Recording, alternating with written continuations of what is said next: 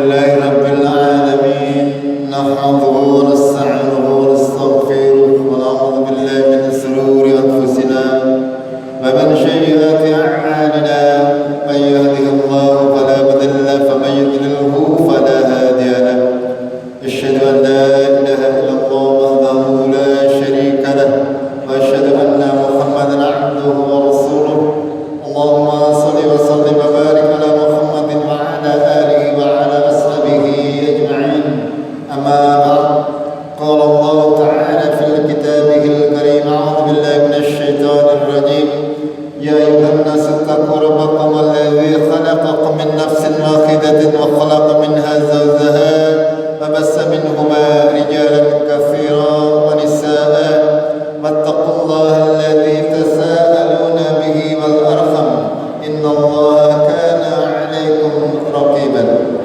Jemaah maghrib rahimakumullah, marilah kita senantiasa memanjatkan syukur kita kepada Allah Tabaraka wa Ta'ala yang sudah memberikan nikmatnya kepada kita semuanya sehingga sampai hari ini kita masih diberi kemudahan-kemudahan oleh Allah untuk senantiasa bisa menjalankan ibadah kepada Allah di dalam rangka mencari bekal kehidupan kita di akhirat. Jemaah rahimahullah, kita sudah memasuki pertengahan bulan Sya'ban. Sebentar lagi insyaallah mudah-mudahan kita bisa masih diberi kesempatan oleh Allah untuk menikmati bulan Ramadan. Alhamdulillah, di dalam rangka persiapan bulan Ramadan hari ini kami sudah memasang AC. Alhamdulillah, baru 4, kelihatannya masih belum cukup, tapi ya mudah-mudahan bisa lebih membuat kita istiqomah di dalam beribadah, membuat kita lebih khusyuk di dalam beribadah, terutama nanti di bulan Ramadan di mana kita berusaha untuk bisa menjalankan salatul lail atau salat tarawih atau salat malam di bulan Ramadan dengan sempurna. Kita niatkan dari mulai sekarang, kita latih diri kita dari mulai sekarang, karena menurut para ulama bulan Sya'ban ini adalah bulan untuk menanam. Ya, menanam artinya bersiap-siap, sedangkan bulan Ramadan semestinya kita memetik hasilnya. Artinya kita sudah melatih diri kita untuk banyak-banyak beribadah, terutama ibadah sunnah, muratal Al-Quran, dan ibadah yang lain di dalam rangka mempersiapkan diri kita menghadapi Ramadan yang akan datang insyaallah ta'ala. Kita berusaha untuk menyempurnakan apa-apa yang bisa kita dapat daripada kemudahan-kemudahan yang sudah diberikan oleh Allah kepada kita di dalam merengkuh pahala yang mungkin kita dapat. Hal itu tidaklah bisa kita raih dengan tidak berusaha, dengan leha-leha. Tidak akan bisa kalau kita tidak melatih diri kita, melatih nafsu kita, ya, untuk senantiasa berusaha untuk bersungguh-sungguh di dalam beribadah, ya, sampai ke Ramadan pun kita tidak akan bisa. Makanya jamaah rahimahumullah, mari kita niatkan, ya, kita latih diri kita di bulan Sya'ban ini untuk menyongsong Ramadan dengan banyak berlatih untuk mulai Qur'annya yang sudah mungkin karatan mungkin akeh debune saking jarang dibuka, yang mau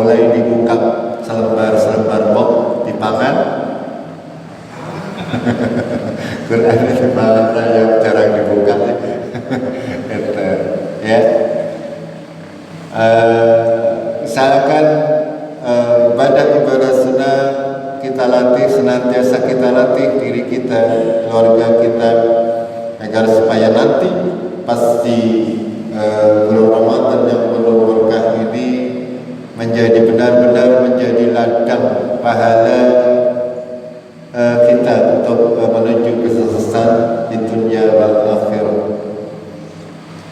Kita akan lanjutkan kajian tafsir Al-Quranul Karim. Kita sudah sampai pada surat Al-An'am. Kemarin kita sudah sampai kepada ayat yang ke-9, ya. Kita sudah sampai kepada ayat yang ke-9. Nanti insya Allah 5 atau 6 ayat tambahannya. Pada kajian yang lalu kita sudah Allah menjelaskan kepada kita tentang bagaimana bahwasanya kaum kafir ini senantiasa mereka menolak kebenaran yang datang, walaupun sudah sangat banyak ayat-ayat yang diturunkan oleh Allah kepada kita, akan tetapi tidak banyak. Kebanyakan manusia adalah ingkar kepada Allah, kepada Tuhannya. Saya sudah sering sampaikan, secara statistik itu orang yang KTP-nya Islam itu tidak ada sepertiga dari seluruh penduduk bumi. Jadi sebagian besar manusia itu kafir kepada Allah Subhanahu wa taala. Makanya dalam sebuah ayat Allah berfirman, "Wala in tuti' aktsara man fil ardi la yudillunaka an sabilillah." Jika kalian mengikuti kebanyakan orang di muka bumi, itu pasti kalian akan tersesat di muka bumi, tersesat dari jalan Allah Subhanahu wa taala. Karena apa? Karena itu tadi, secara statistik orang yang beriman dengan orang yang tidak beriman itu banyak orang yang tidak beriman. Secara realita juga kelihatan, ya. Secara realitanya bagaimana? Ya, kita bisa lihat ketika ada tontonan yang menggiurkan, yang nonton luar biasa banyak. Tetapi kalau untuk jamaah luar biasa itu seperti itu sudah sunatullah. Makanya kita berusaha untuk menjadi orang-orang yang sedikit itu, orang-orang yang terasing dalam bahasa Rasulullah SAW, yang senantiasa berpegang teguh kepada Al-Quran dan Sunnah. Di antara orang-orang Muslim sendiri, orang-orang yang mengaku beragama Islam sendiri, ya sangat sedikit di antara mereka yang benar-benar menjalankan Al-Quran dan Sunnah secara kafah, gitu. Makanya tidak bosan-bosannya mari kita kaji, ya, kitab Al-Quran yang memang menjadi landasan kehidupan kita, landasan pola berpikir kita, landasan keimanan kita. Kita akan mulai, ya mungkin sampai ayat yang ke-14 dulu. Mudah-mudahan cukup waktunya. Kita baca terlebih dahulu agar supaya kita terbiasa membaca Al-Quran dengan tartil. Karena perintah warattilil Qur'ana tartila, bacalah Al-Quran dengan tartil. Ini perintah dari Allah, berarti hukumnya wajib, tapi juga sesuai kemampuan. Wajib saja wajib, harus membaca dengan tartil. Mau tanya kayak gue, ya itu seperti itu. Jadi jangan takut baca dengan gue. Walaupun tidak bisa membaca dengan tartil dengan 100% benar, baca saja. Ya, tapi berusaha untuk bisa membaca Al-Quran dengan tartil. Sebabnya karena perintahnya seperti itu. Kalau kita menyepelekan berarti panjenengan berdosa.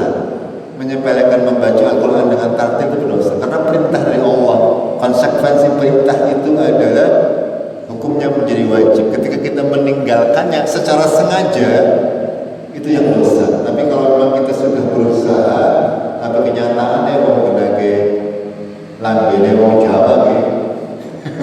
Kon baca Al-Quran, sih terbata-bata ya tidak apa-apa. Itu sekali lagi. Kita mulai ya. A'udzu billahi minasyaitonir rajim.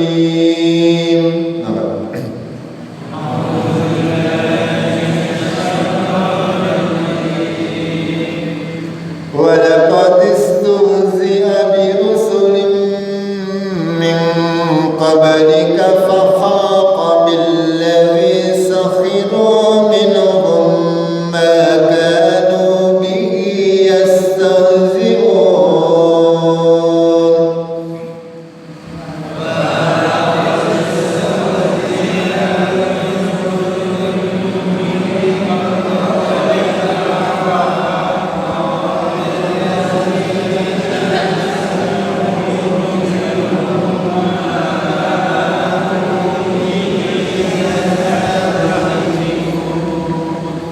Semakin sering kita membaca sebenarnya semakin lancar, ya. Harus sering berlatih, ya minimal sehari itu jangan sampai tidak membaca Al-Quran sebenarnya. Idealnya orang datang 1 ayat 2 ayat, itu sehingga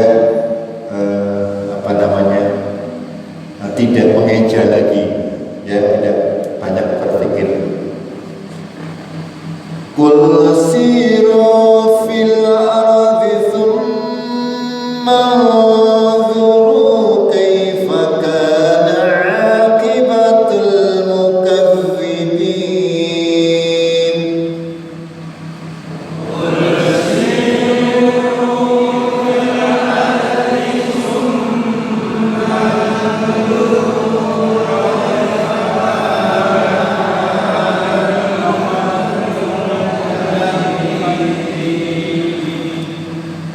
Qul liman ma fis samawati wal ardi qulillah. Qul liman ma fis samawati wal ardi qulillah.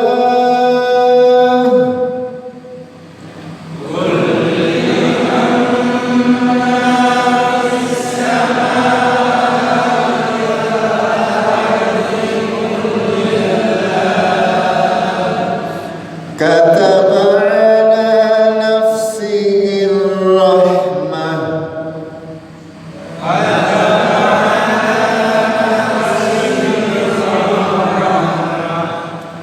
La yajma'annakum ila yawmil qiyamati la rayba fihi.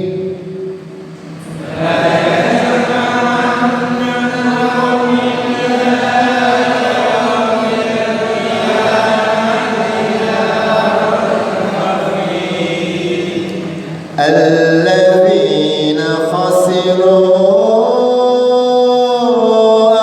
أنفسهم فهم لا يؤمنون.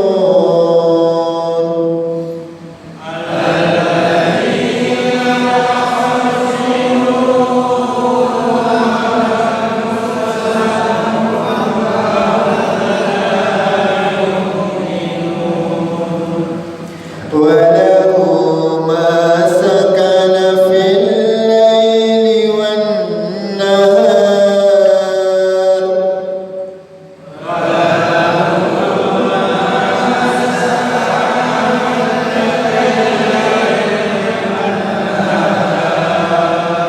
Panjenengan ketika ada huruf H di akhir kata, kalau di depannya itu adalah tidak mati, tidak ada matnya, itu pasti membacanya panjang. Lahu, ya, bihi. Tetapi kalau di depannya ada huruf ya sukun, wawu sukun atau alif sukun, itu pasti dibacanya panjang. Ya, itu pasti.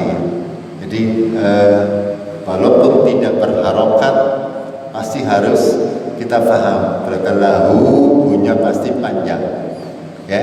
Bihi nya panjang. Tapi kalau minhu itu hunya pasti pendek karena depannya adalah hurufnya mati. Itu kuncinya seperti itu. Wa huwas sami'ul alim.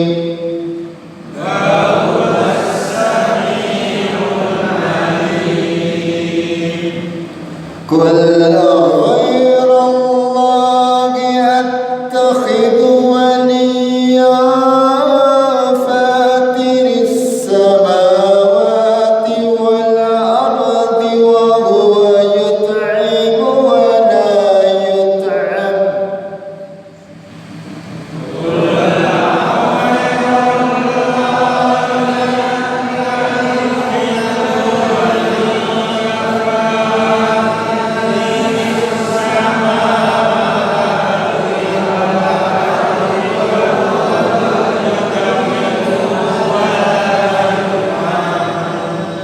yut'am, nah, jangan yut'am, salah, nyamnya nggak ada juga, ya pendek saja. Saya ulangi dari sini. Wa huwa yut'imu wa la yut'am. Wa huwa yut'imu wa la yut'am. Qul inni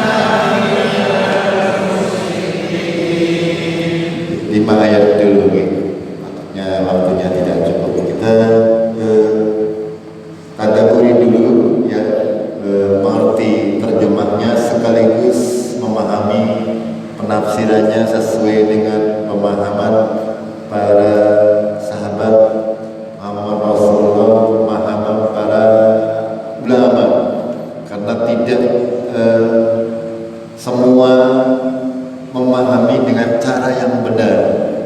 Kami sudah sering sampaikan bahwa metode tafsir Al-Quranul Karim itu diantara para ulama salaf ya, yang paling masyhur yaitu dari Ibnu Katsir. Ya walaupun masih banyak ulama-ulama lain yang membuat kitab tafsir Al-Quran, akan tetapi tafsir Ibnu Katsir ini memang menjadi rujukan bagi banyak talabul ilmi, dan kami mendasari tafsir ini berdasarkan rujukan dari kitab beliau Ibnu Katsir rahimahullah. Mudah-mudahan kita bisa mendapati tafsir yang benar, yang sesuai dengan yang dikehendaki oleh Allah Taala. Karena apa? Karena banyak orang yang berusaha menafsirkan Al-Quran berdasarkan pemikirannya sendiri. Ya, mereka menerjemahkan Al-Quran sesuai dengan keinginannya sendiri, tidak sesuai dengan apa yang diinginkan oleh Allah dan Rasulnya, sehingga apa yang terjadi mereka salah ya pengertian, salah pemahaman. Ya, yang dimaui oleh Allah A, yang difahami oleh Allah dia adalah B. Ini menjadi bencana, musibah. Kita mudah-mudahan tidak seperti itu. Kita lanjutkan ayat yang ke-10. Setelah Allah menjelaskan pada ayat yang ke-9 bahwasanya walaupun sekiranya Al-Quran itu diturunkan kepada kaum musyrikin dalam bentuk yang sudah jadi, ya, sudah dalam bentuk kitab yang kita baca seperti saat ini, akan tetapi pada prinsipnya mereka tetap tidak mau beriman. Bahkan mereka mengatakan ada sihrun mukmin. Itu pada kajian yang lalu. Begitu juga mereka beralasan kenapa tidak diturunkan kepada mereka malaikat, diturunkan kepada kami, ya orang kafir ini malaikat langsung saja, kenapa harus melalui manusia? Allah yang menciptakan kita, menciptakan malaikat, menciptakan jin, itu semuanya sudah sesuai dengan kodratnya masing-masing, mempunyai alam tersendiri. Masing-masing tidak akan bisa bertukar alamnya, sehingga tidak mungkin seorang malaikat itu nongol di muka bumi dalam bentuk yang asli-aslinya, tidak mungkin. Begitu juga jin tidak mungkin ya untuk bisa menampakkan diri di hadapan kita dalam wujud yang aslinya. Gitu. Ini yang harus kita imani. Kalau makanya dalam kajian yang lalu Allah menyampaikan, kalaupun diturunkan melalui malaikat, tentulah malaikat itu berupa sesosok laki-laki, berbentuk seorang manusia. Karena tidak mungkin malaikat langsung Allah mengutus malaikat Jibril misalnya langsung ke hadapan umat manusia. Artilah nanti. Karena apa? Karena sayapnya itu pernah sekali Rasulullah melihat ketika mau berada di Gua Hira, melihat malaikat Jibril dalam bentuk wujud yang aslinya. Sayapnya itu membentang dari timur ke barat. Sayap bahasa Jawa apa? Cuiwi ya. Cuiwi ini itu panjangnya antara timur dan barat. Itu bagaimana mau ditaruh di dunia itu seperti itu. Makanya Allah berfirman bahwa kalaupun diturunkan malaikat, tentulah dalam rupa seorang laki-laki. Kalau sudah seperti itu ya sama saja, orang kafir tetap saja tidak mau beriman. Itu seperti itu. Itu pada ayat yang telah lalu. Pada pokok prinsipnya adalah mereka tidak mau menerima kebenaran. Bahkan mereka mengejek Nabi Muhammad, mengolok-olok Nabi Muhammad, dan terus terjadi sampai hari ini. Orang-orang kafir, orang-orang yang tidak percaya, mereka senantiasa mengolok-olok kaum muslimin. Itu tidak akan berhenti sampai hari kiamat. Pada ayat yang berikutnya Allah masih melanjutkan ya tentang perilaku kaum kafir ini, orang-orang yang tidak percaya. Allah berfirman, "Walaqad istuhzi'u," dan sungguh kata Allah telah diolok-olok birusulin min qablika, ya rasul-rasul sebelum engkau Muhammad. Mereka semuanya yang diutus oleh Allah kepada kaumnya, semuanya diolok-olok. Kita tahu bahwasanya rasul itu mulainya dari Nabi Nuh, yang lain itu ada nabi, ada rasul, harus dibedakan, harus jangan fahami. Kalau rasul itu berarti diutus, kalau nabi itu hanya membawa kabar dari Allah Taala. Itu namanya ada rasul, ada nabi. Kalau rasul pasti nabi, kalau nabi belum tentu rasul. Itu seperti itu. Jadi Allah memberitahukan kepada Nabi Muhammad bahwasanya rasul-rasul sebelum engkau Muhammad sudah diolok-olok oleh kaumnya. Fahaqa billadzi sakhiru minhum, maka terjadilah apa-apa yang mereka olok-olokkan terjadi kepada mereka. Apa maksudnya? Misalnya contohnya Nabi Nuh kaumnya. Ketika Nabi Nuh mendapat wahyu dari Allah Subhanahu wa taala untuk membuat sebuah perahu. Setiap kali kaum Nabi Lut lewat, diajak kosnya terang-terang gawe perahu, gampangane cara jika dunia kurang gawean apa ya. Itu seperti itu. Begitu juga kaum-kaum yang lain Sehingga Allah memberitahukan kepada kita semuanya bahwa apa yang mereka olok-olokkan akan terjadi kepada mereka. Ya, kita tahu bahwa umat atau kaumnya Nabi Nuh ditenggelamkan oleh Allah Tabaraka wa Ta'ala. Tidak tersisa ya kecuali orang-orang yang diselamatkan di dalam kapalnya Nabi Nuh 11 pasang. Gitu. Nanti mungkin di ayat yang lain, di surat yang lain kita akan kaji mengenai hal tersebut. Jadi di sini Allah memberitahukan kepada Rasulullah SAW bahwasanya apa-apa yang mereka olok-olokkan itu pasti ya akan menjadi kenyataan atau akan terjadi kepada orang-orang yang mengolok-olok tersebut. Dan ini sudah terjadi dan akan terjadi sampai hari kiamat.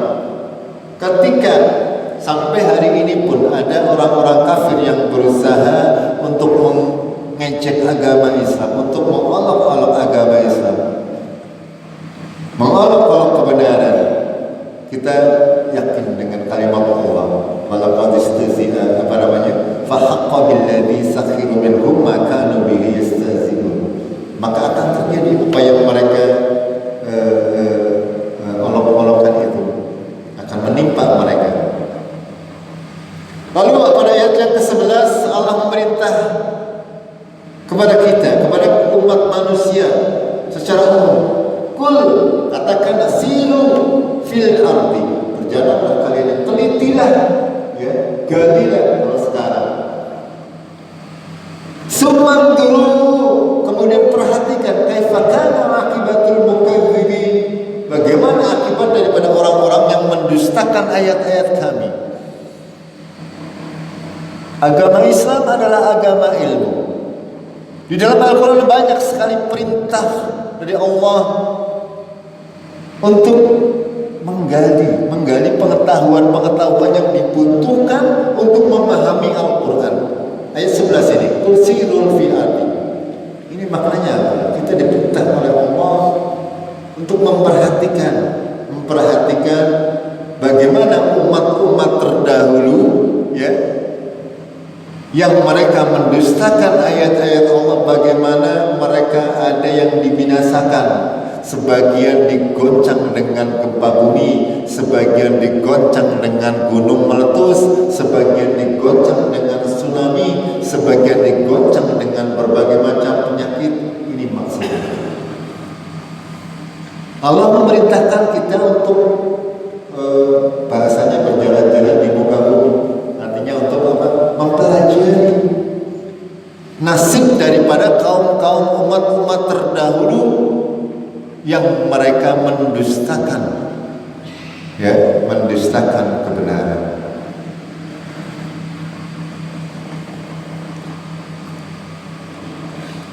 Lalu Allah melanjutkan, la yajma'annakum ila yaumil qiyamati la raiba fi. Sungguh kami akan kumpulkan kalian dengan umat-umat terdahulu. Kata ila yaumil qiyamah la raiba. Nanti pada hari kiamat yang tidak ada keraguan di dalamnya. Pada kalimat dalam beberapa ayat Allah menyandingkan yaumul qiyamati la raiba fi, tidak ada keraguan sedikit pun di dalamnya, pasti akan terjadi. Kita yakin secara yakin-yakinnya bahwa itu datangnya dari Allah, dari Al-Quran. Ketika Allah mengabarkan bahwa hari kiamat akan terjadi, kita yakin dan tidak ada keraguan sedikit. Begitu juga dari segi pengetahuan manusia, hari kiamat pasti akan terjadi, pasti akan terjadi. Kalau manusia sekarang berusaha untuk kepriye carane kon selamat sekang hari kiamat.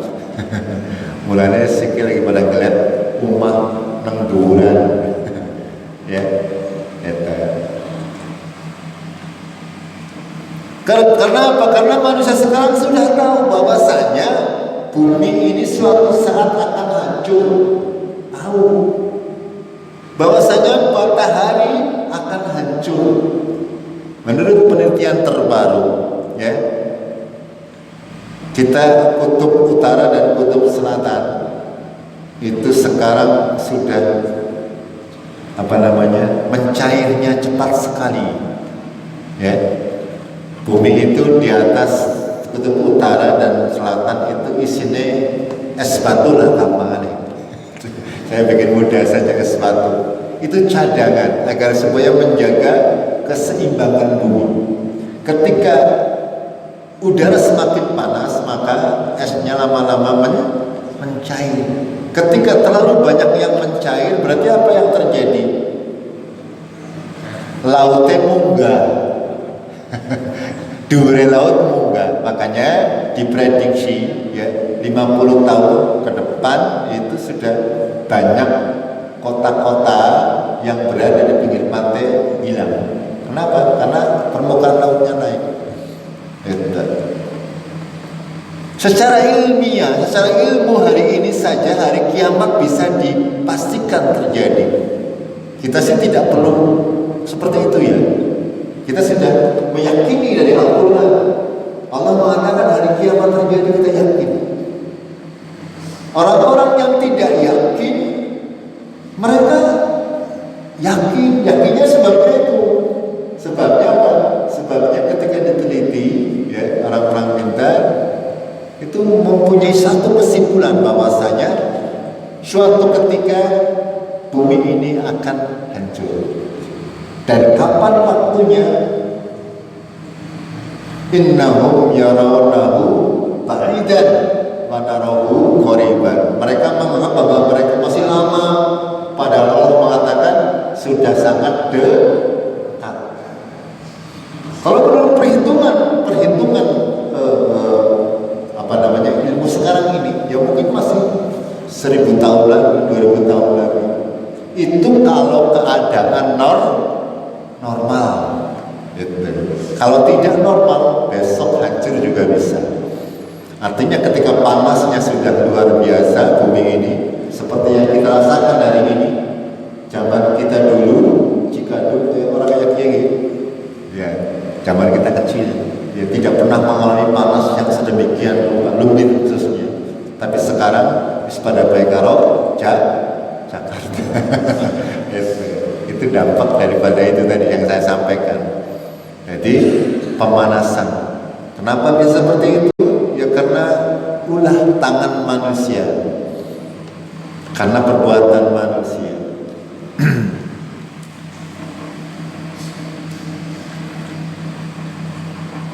Lanjutkan. Alladzina khasiru anfusahum fahum la yu'minun. Orang-orang yang merugikan dirinya sendiri, mereka tidak beriman kepada hari kiamat tersebut. Angger ana wong sing orang andel kalau hari kiamat kuwi artinya apa? Rugi dereng. Yang ngono orang andel ya. Ini bahasa Al-Quran sungguh luar biasa kalau kita mau memahaminya dengan benar, ya. Alladzina khasiru anfusahum fahum la yu'minun. Orang yang merugikan dirinya sendiri adalah orang-orang yang tidak beriman kepada hari kiamat. Orang-orang yang tidak beriman kepada hari kiamat adalah orang-orang yang merugikan dirinya sendiri.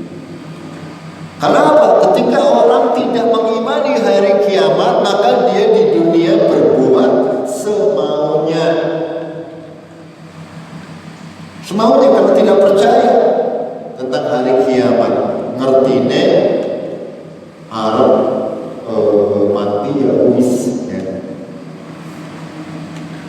Tidak ada pertanggungjawaban, sehingga kehidupan dia tidak berdasarkan kepada perintah Allah dan Rasulnya, akan tetapi hanya menuruti hawa nafsunya, sing dipikir mau kepriwe carane urip tok.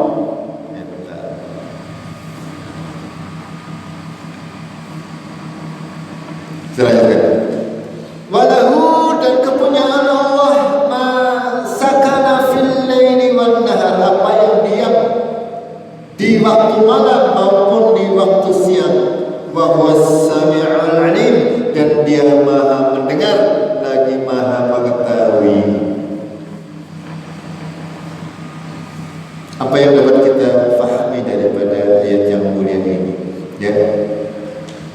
Yang namanya alam semesta ini, ya, bagaimana Allah mengatur siang dan malam, bagaimana Allah mengatur kehidupan baik di malam maupun di siang hari, itu semuanya adalah ilmu Allah, ada dalam genggaman Allah, ada dalam pengaturan Allah Tabaraka wa Ta'ala. Makanya Allah berfirman, walahu ma sakana fil lail wan nahar. Allah mengetahui semuanya. Dia maha mendengar lagi maha mengetahui apa yang terjadi di ujung yang timur dan ujung barat. Walaupun berada dalam kegelapan malam, anak godong siji tiba, itu Allah mengetahui dan mendengar. Itu maknanya. Kekuasaan Allah sungguh luar biasa. Sehingga yang harus kita lakukan adalah bagaimanapun keadaan kita siang maupun malam, kita harus senantiasa, ya, memohon kepada Allah, meminta perlindungan kepada Allah untuk menjalani baik malam maupun siangnya. Lalu pada ayat ke-14 Allah berfirman, "Qul katakanlah Muhammad, aghairallah, apakah kamu selain Allah, aghairallah, attakhidhu waliyan, kamu hendak mencari wali selain Allah." Ditanyakan kepada orang-orang kafir, apakah kalian, hai orang-orang kafir, akan mencari pelindung selain Allah? Padahal pada ayat selanjutnya, ayat sebelumnya Allah berfirman, walahu wasakana fil lail wan nahar wa huwas samiul alim. Apakah kalian hendak meminta perlindungan kepada selain Allah? Padahal tidak ada yang mampu melindungi kecuali Allah. Karena semuanya milik Allah. Itu maksudnya. Fatiris samawati wal ard.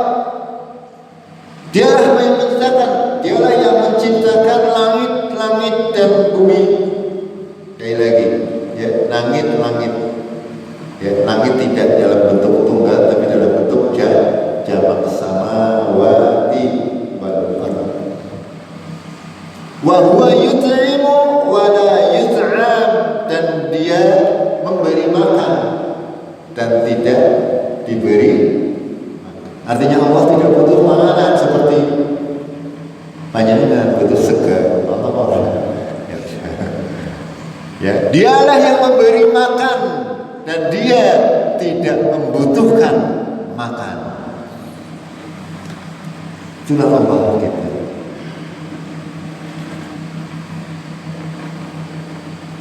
Ini tantangan, ya, kepada orang-orang yang ingkar kepada Allah.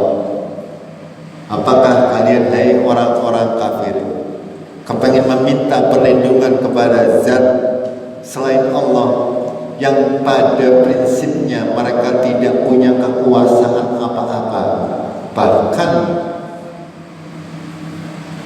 untuk hal yang sangat sepele pun sebenarnya mereka tidak punya kuasa, karena itu semuanya adalah kuasanya Allah. Sehingga sangat-sangat rugi kalau ada orang-orang yang meminta kepada selain Allah. Qul, katakanlah, inni umirtu, sesungguhnya aku diperintah, an akun, supaya aku menjadi awwala man aslam, orang yang pertama-tama aslam, orang-orang yang pertama-tama menyerah diri, tunduk patuh kepada agama Allah, kepada Allah Tabaraka wa Ta'ala. Wala takunanna minal musyrikin, dan aku tidak menjadi orang-orang yang musyrik. Ini perintah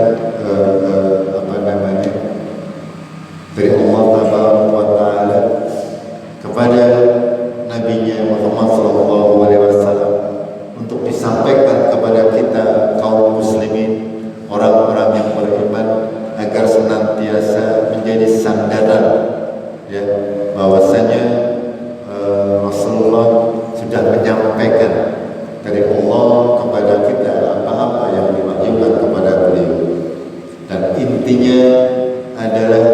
diperintah untuk menjadi orang-orang yang mentauhidkan Allah dan tidak menjadi orang-orang yang menjadikan bagi Allah sekutu-sekutu, menjadikan bagi Allah tandingan-tandingan, menjadikan bagi Allah ilah-ilah yang lain.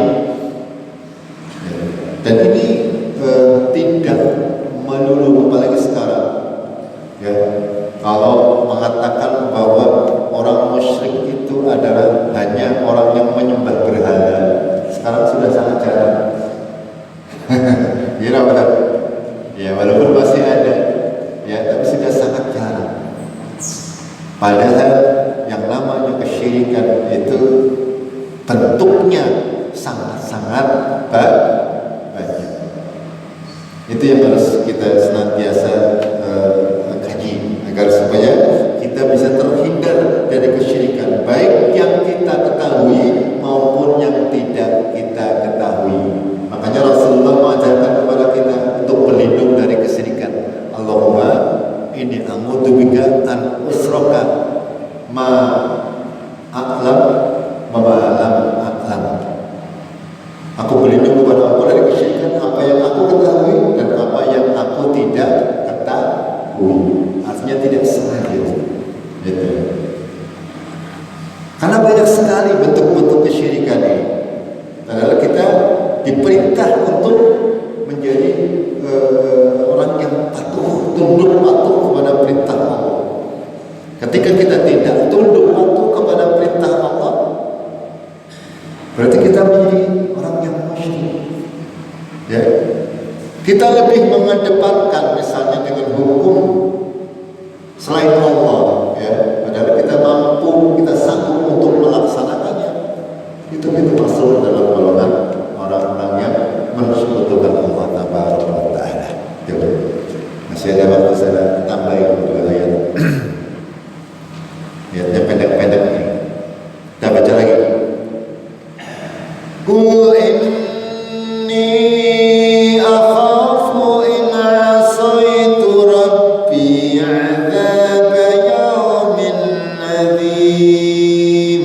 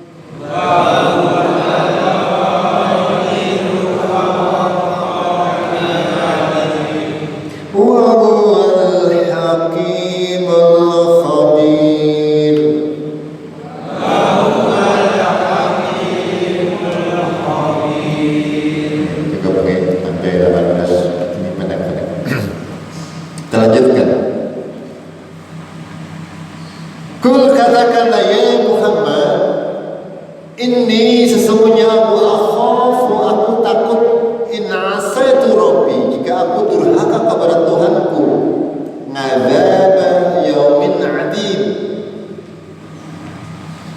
akan azab pada hari yang besar.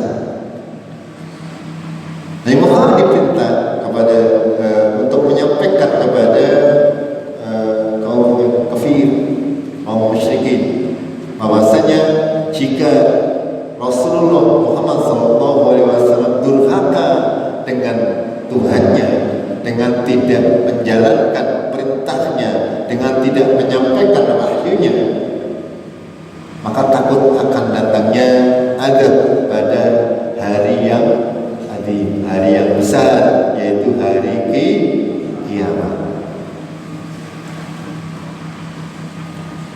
May yusraf anhu yawma idin faqad rahimah. Barang siapa yang dipalingkan, dipalingkan, diselamatkan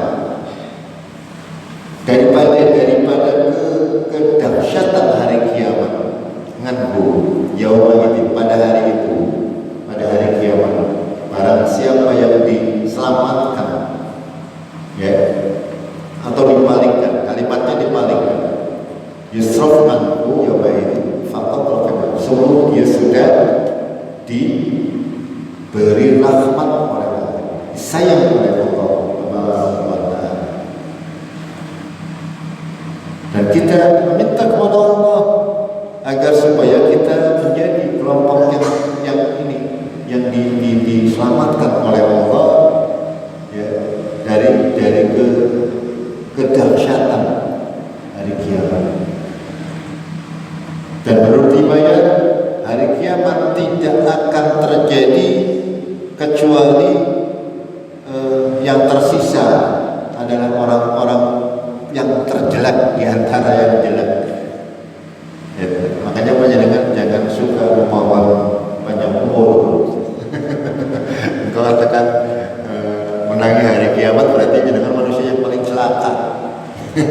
Karena dalam riwayat, orang yang menangi hari kiamat ini orang yang jelek di antara orang yang paling jelek di antara yang jelek. Iya. Ya, kita sudah pernah pelajarinya bahwasanya di akhir zaman nanti sudah tidak ada lagi orang yang sholat, orang itu sudah seperti binatang. Mereka seperti binatang. Ini tidak akan saya panjang lebar.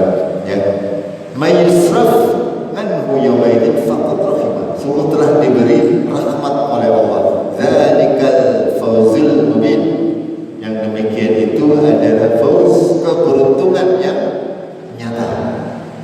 Barang siapa yang dipalingkan dari kedahsyatan hari kiamat, sungguh dia sudah dirahmati oleh Allah, dan sungguh dia sudah mendapatkan karunia yang banyak.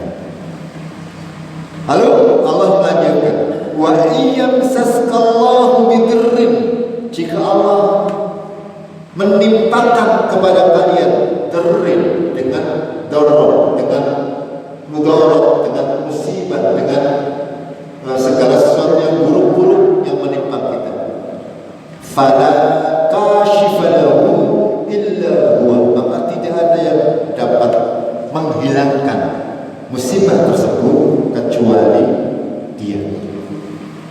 Ini yang harus kita imani, kita harus akidai. Setiap doror, setiap musibah yang menimpa diri kita itu tidak ada yang bisa menghilangkannya kecuali Allah. Ini akidah. Jangan sampai akidah kita gampang goyah, nembe meriang semending bae.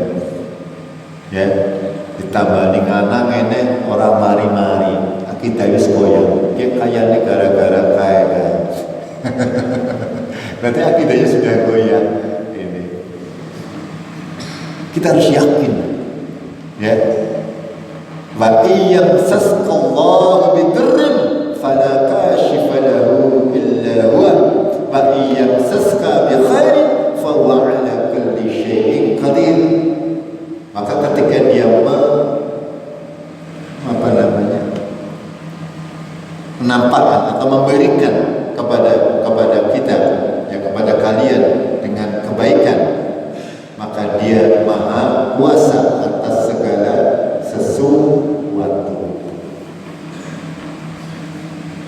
ketika apapun yang menimpa seorang muslimin itu semestinya semuanya dikembalikan kepada Allah Tabaraka wa Ta'ala, baik itu durrin maupun khairin, baik itu musibah ataupun nikmat, itu semuanya dari Allah Tabaraka wa Ta'ala. Sehingga ketika kita diberi musibah kita sabar, ketika kita diberi kebaikan kita bersyukur, semakin tunduk kepada Allah Tabaraka wa Ta'ala. Jangan ketika diberi musibah keluh kesah, agar diberi rezeki pelit. Jangan seperti itu, ya. Karena semuanya ini ada dari Allah Subhanahu wa Ta'ala sebagai ujian bagi kita semuanya. Yang diberi rezeki banyak juga diuji, sing diwehi semending ya diuji. Ya, ujian itu kan macamnya banyak sekali.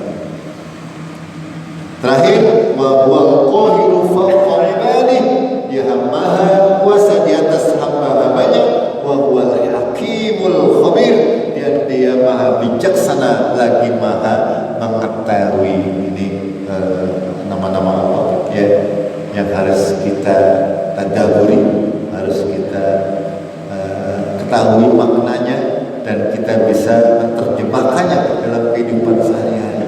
Ya, Allah itu hakim, berarti maha bijaksana dalam segala macam hal. Apapun yang menimpa kita, tidak mungkin Allah itu zalim kepada kita. Jangan sampai kita merasa misalnya Allah tidak adil. Nyong sholat ke kono orang sugi-sugi. Misalnya, kayak sing orang sholat duitnya akeh. Nyong jago sing seneng ngaji, duitnya rezeki akal. Kayak sing orang seneng ngaji malah kalah. Ingat, bahwa hakim, dia maha bijaksana. Bijaksana itu bagaimana bisa mengatur, bisa memberikan sesuai dengan fungsinya. Kalau panjenengan orang yang datang ke sini semuanya hari ini kabeh duwe 10 miliaran misalnya, kayaknya malam Jumat kosong kayaknya orang ngaji. Gini apa nggih? Pada pesir kabeh. Nggih, Bu. Itu namanya hakim, bijaksana Allah Subhanahu wa Ta'ala. Ya. Semuanya sudah diberikan sesuai dengan ketentuannya masing-masing. Sehingga apapun yang kita dapat dari Allah, ya, harus kita terima. Ini hakimul khabir, maha mengetahui pasti. Anggapannya dengan kabeh wong kene ya dewe duit akeh-akeh ya. Kayak di masjid ya orang jadi apapun yang diberikan oleh Allah Tabaraka wa Ta'ala harus kita terima ya dengan sabar, dan ketika kita diberi rezeki oleh Allah Taala, kita ingat ya bahwa di antara rezeki yang diberikan oleh Allah itu ada yang bukan hak kita. Walladzina fi ambalihim hakum ma'lum, itu orang-orang yang memahami bahwa di dalam hartanya itu ada hak yang harus disedekahkan di dalam Allah Taala. Itu orang yang beriman kepada Allah. Jemaah rahimakumullah, sampai di sini ya kajian tafsirnya. Yang terakhir ini ada titipan pertanyaan dari saudara kami di Cikopeng. Ya, pertanyaannya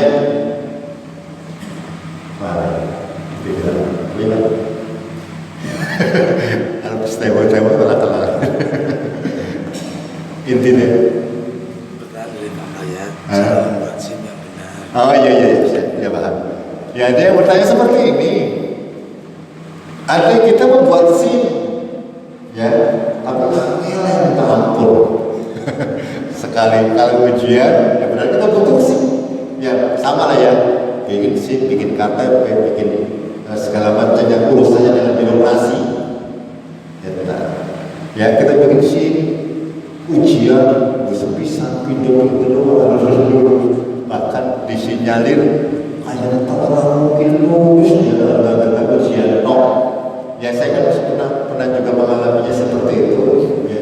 Karena ujiannya karena komputer kalau sebening itu seperti itu.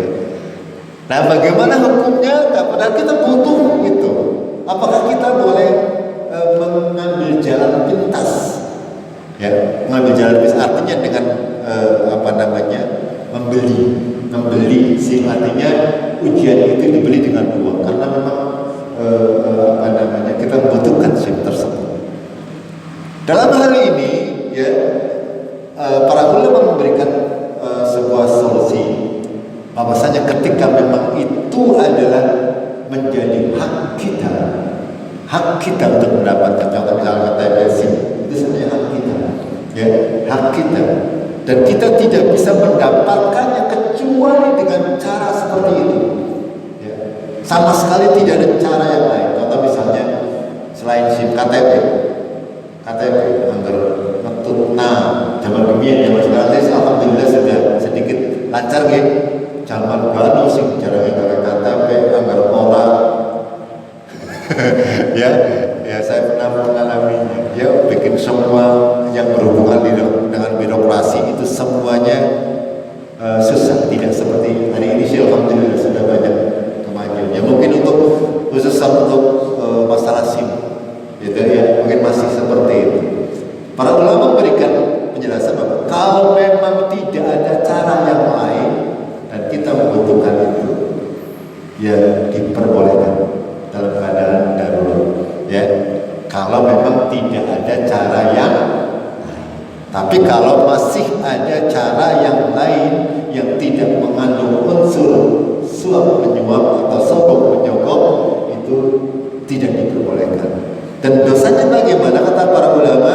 Karena itu hak kita, maka dosanya hanya ditanggung oleh yang menerima sedekah tersebut. Gitu. Itu dengan syaratnya tadi, ya, memang benar-benar tidak ada jalan yang lain. Tapi selagi masih ada jalan lain yang bisa ditempuh, itu hal tersebut dihindari. Kalau memang sudah tidak ada, yang karena itu adalah menjadi hak kita dan kita tidak mungkin bisa mendapatkannya kecuali dengan menyokong. Itu kata para ulama diperbolehkan. Tapi sekali lagi, ketika tidak ada jalan yang lain, gitu. Begitu. Nanti disampaikan kepada teman yang bertanya, mudah-mudahan